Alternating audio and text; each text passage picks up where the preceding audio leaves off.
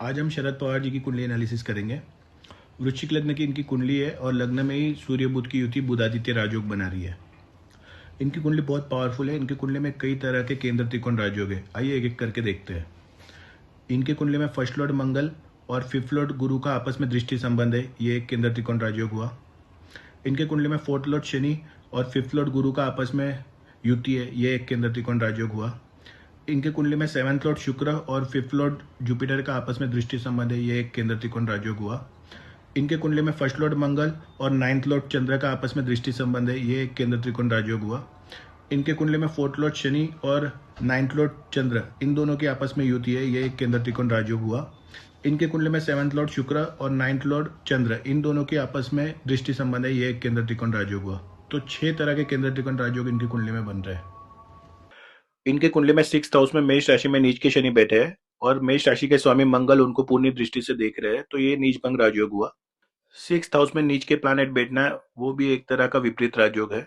इनके कुंडली में 6th लॉर्ड मंगल 12th हाउस में बैठ के विपरीत राजयोग बना रहे हैं और 12th लॉर्ड शुक्र भी 12th हाउस में बैठ के विपरीत राजयोग बना रहे हैं।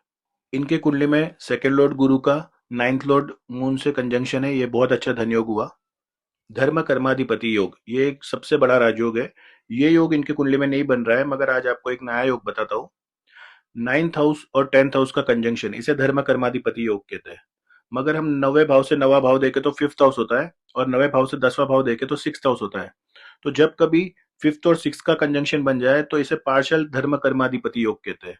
अगर हम इनकी कुंडली में देखें तो 5th लॉर्ड गुरु और 6th लॉर्ड मंगल, इनका आपस में दृष्टि संबंध है, तो ये पार्शियल धर्म कर्माधिपति योग हुआ। अगेन फ्रेंड, 10वें भाव से 10वां भाव यानी 7वां भाव होता है और 10वें भाव से 9वां भाव यानी छठा भाव होता है। तो अगर छठे और 7वें का भी कंजंक्शन बन जाए या दृष्टि संबंध बन जाए तो इसे भी पार्शियल धर्म कर्माधिपति योग कहते हैं। अगर हम इनकी कुंडली में देखें तो छठे भाव का स्वामी मंगल और 7वें भाव का स्वामी शुक्र, इन दोनों का आपस में कंजंक्शन है, तो ये भी पार्शियल धर्म कर्माधिपति योग हुआ। तो फ्रेंड्स, जब इतने बड़े बड़े राजयोग होते हैं तभी इंसान इतना आगे जाता है। जय माता जी।